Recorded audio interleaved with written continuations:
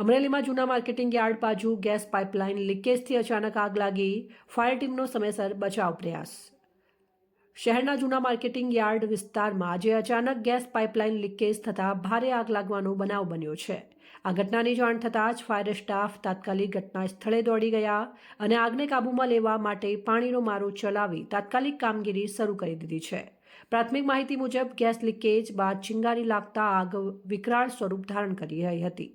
થોડા સમય માટે લાઇટનો કાપ મૂકવામાં આવ્યો હતો। ફાયર ફોર્સના જવાનો સતત પ્રયાસ કરી આગને કાબૂમાં લેવા પ્રયત્નશીલ છે। સદનસીબે આ ઘટનામાં કોઈ જાનહાનિ થઈ નથી।